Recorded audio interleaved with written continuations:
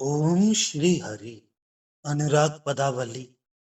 पद क्रमांक 206 से 210।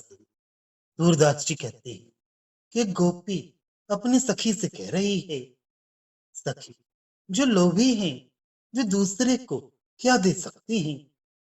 ये मेरे नेत्र जैसे महान निष्ठुर हैं। ऐसे निष्ठुर उन्हें मैं नहीं जानती थी। मन तो कभी ना कभी अपना हो जाएगा, पर ये नेत्र हमारे नहीं होंगे। क्योंकि जब ये नंद नंदन के पास गए, तब से इन्होंने लौटकर हमारी ओर देखा ही नहीं। चाहे मैं करोड़ों उपाय कर लूं, पर वे हमें मानने वाले नहीं हैं। वे तो अगाध अपार सौंदर्य पर परच गए हैं। यदि श्याम सुंदर ही उन्हें कभी भय दिखाए, तो हमारी चाह पूरी हो जाए। कोई गोपी कह रही है, सखी हमारे नेत्र भरे संपन्न घर के चोर हो गए। इनसे कुछ लेते बनता नहीं। उस शोभा को देखते देखते ही सवेरा हो गया। अतः सौंदर्य रूपी प्रकाश के जागृत हो जाने के कारण वहां इनसे ना तो उसे छोड़ता बना और ना भागते बना। फिर क्या था, श्याम सुंदर ने इन्हें अपनी अलकों की रस्सी से बांध लिया। अतः उनकी आशा अब छोड़ी दो। मैं बहुत प्रयत्न करके रोकते रोकते हार गई, पर मेरा अनादर करके श्याम सुंदर को देखते ही निकल पड़े। अब तो श्याम सुंदर ने अपने अंग प्रत्यंग की शोभा से घेर कर उन्हें बांध रखा है। एक गोपी कहती है, सखी श्याम सुंदर ने उन्हें हमारे नेत्रों को बंधवा लिया। ये अच्छा ही किया। उन्होंने मेरी हटक तो मानी नहीं और अत्यंत आतुरता से उठकर दौड़ पड़े थे।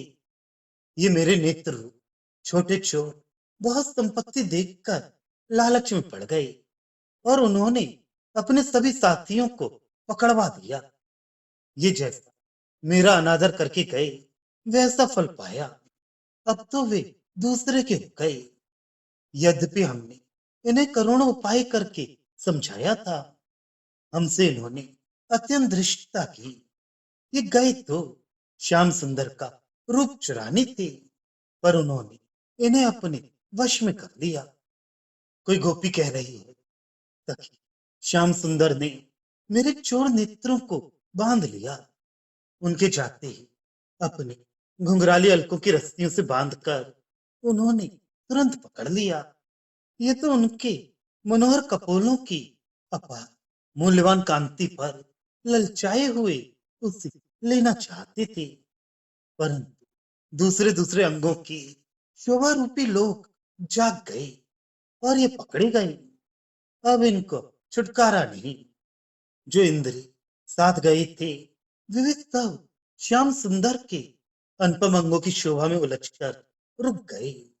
उस सौंदर्य के कूप में पड़े हुए वे एक दूसरे की दशा नहीं जानते।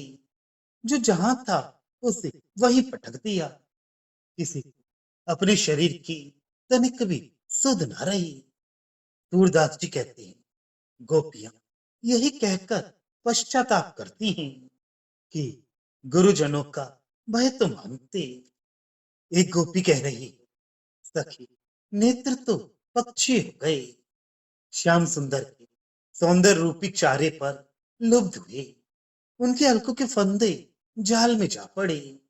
मोहन का मयूर मुकुट ही मानो पक्षी फंसाने की टटिया है, और उनकी ललित भंगी पक्षी के बैठने का स्थान है।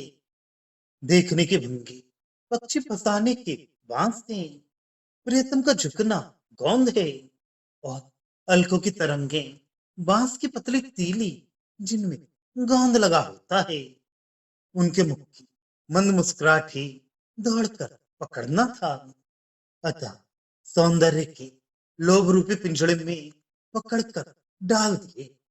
इस प्रकार हमारे मन रूपी व्याध ने घर रूपी वंश से उन्हें विस्मृत करा, पृथक हटा दिया।